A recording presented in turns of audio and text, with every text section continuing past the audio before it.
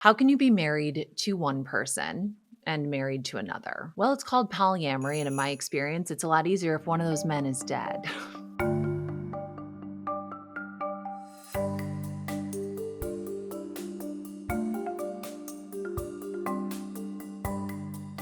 I'm sorry, but it's true. I literally cannot imagine caring about two people's days equally every day. There's no way. There's no way.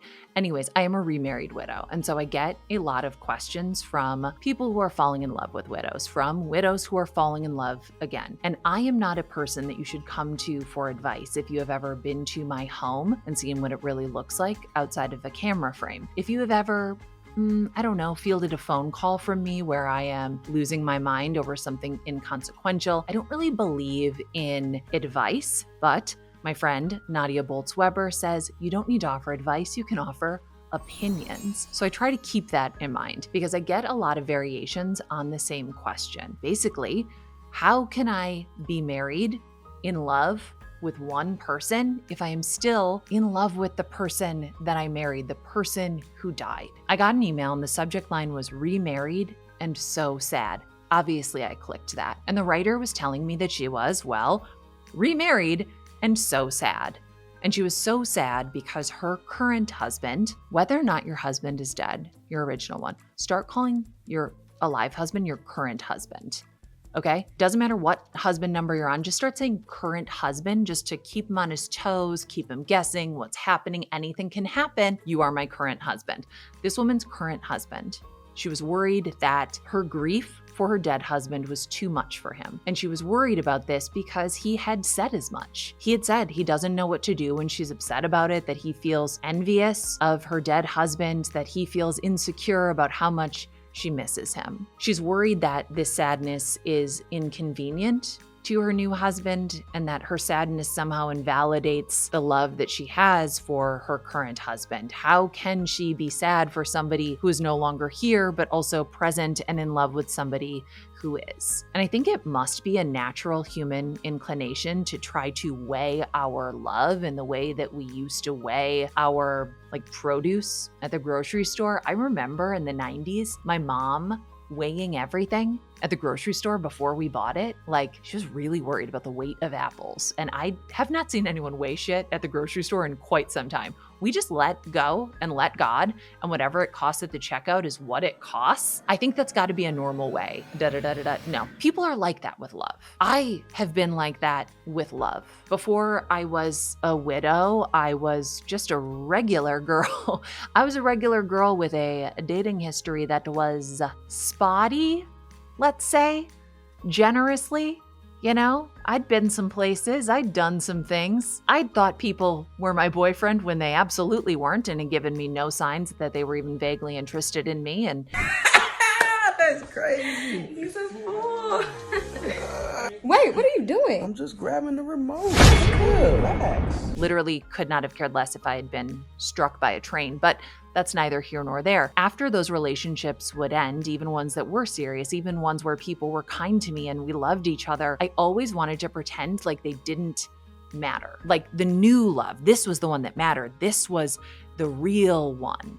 Because the only one that counts is the one that lasts forever, right? But what is forever? What's forever? What does that even mean? Forever, forever, forever, ever, forever, ever. So I always try to find a new way to reply to emails like this one, the one from Remarried and So Sad, because every one of them reopens a scar for me in some way and makes me look at myself and my situation differently. But I did have this same fear. When my husband died and when I eventually fell in love again, I was afraid that it would be too much, that I would be too much. And for the wrong person, I would be, and it would be for the wrong person. Not everyone knows this, but our hearts are kind of like the Harry Potter room of requirement. The room of requirement only appears when a person has real need of it. Say you really needed the toilet. Charming, Ronald. Where it just expands to fit whatever we need. Not everybody is aware of that capacity of our heart. Not everybody is aware of the plot lines of Harry Potter. There might be another example, but that's the one that comes to mind. Our hearts are bigger than we think they are. Love is bigger than we think it is. It is not some zero-sum game. It is not something that we can be measuring like apples at the grocery store in 1994 with Margaret McInerny. But if you do know that, if you have loved someone without invalidating your love for another person, you know that the craziest thing about love is that there is always more, that there is more room, and we can make more room, and that it might be the biggest magic that we are capable of as humans. The truest form of alchemy is just turning this, whatever this experience is, into more love instead of more fear. But people have asked, people love to ask, isn't your current husband jealous? And of course he is. He'd rather be dead than married to me. Who wouldn't be?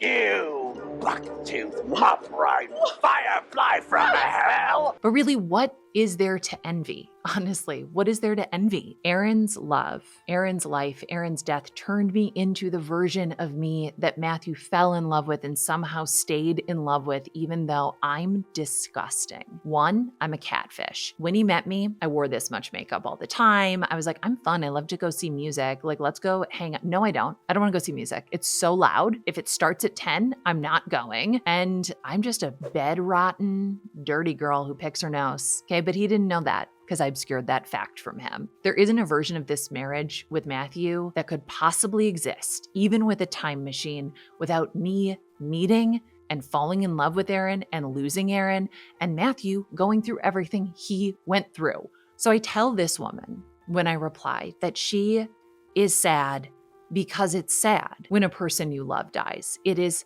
sad to lose a husband, and a new marriage is not a cure for a broken heart. Often, the people who are uncomfortable with someone else's pain are more ignorant than they are malicious. Maybe in the most generous reading of this email, her husband just doesn't get it, but he wants to get it. I don't know her husband. I only know what she has told me, but I like to assume that we are not too much for anyone who says they love us, that we are the exact right amount for somebody who says that they love us, that the people who love us are mostly doing the best they can with what they have, and that they want to do the right thing. They want to show up in the right way. And in between doing what they hope is the right thing, they are mostly standing around wringing their hands and hoping to get instructions. They are awaiting further instructions on what to do and if they're doing it right. If you think that who you are and what you are carrying is too much for the person you are with, ask them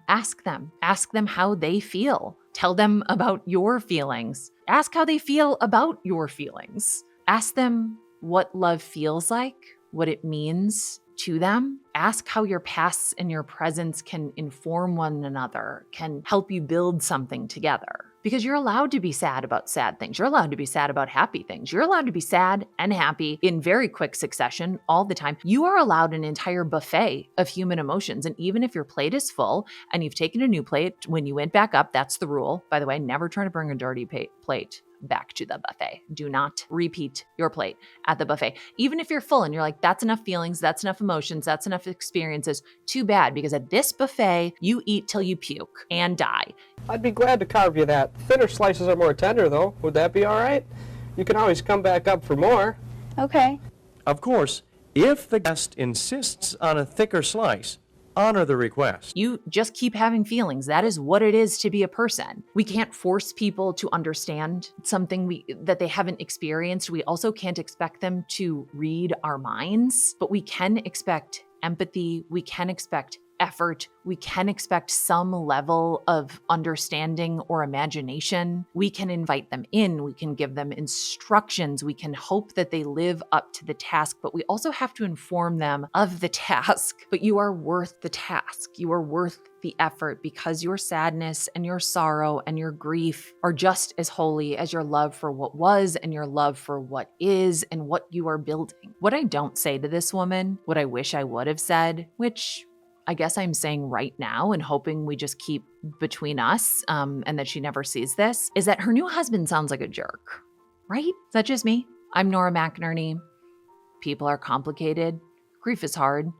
Some husbands are jerks, and sometimes things are just terrible. Thanks for asking.